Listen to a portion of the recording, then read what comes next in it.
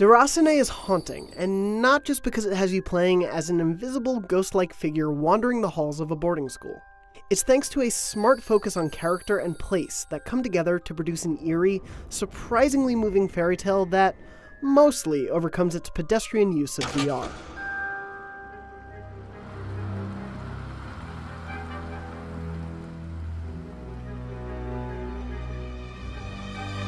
Deraciné is fairly conventional in the how of its VR interaction. You teleport from spot to spot using two spectral hands to interact with key items.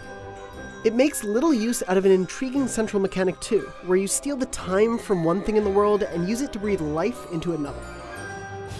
Thankfully, the why is much more interesting.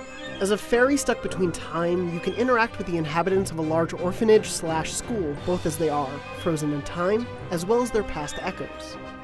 And you'll essentially want to check in with the kids no matter when they are, because Deraciné works like a 5-hour point-and-click adventure. You find clues for a current objective. It's often the kid requesting a prank or for help, to pick up items that lead to success and the next puzzle. The formula isn't new, though it's engaging thanks to Deraciné's emphasis on space. Each chapter opens and closes select parts of the estate to suit the story, which let me become familiar with the mansion and remember it like I would a childhood home. Many of the goals Deраciné had me hopping around for, at least initially, are pretty mundane. That feels intentional though, offering time to grow accustomed to its rules and to better get to know the kids, though it does make for some dull stretches. Given From Software's pedigree, it wasn't surprising to see the story start to wander down a darker and more treacherous path than the idyllic fairy tale setting suggested. But I was surprised at how much I cared about this group.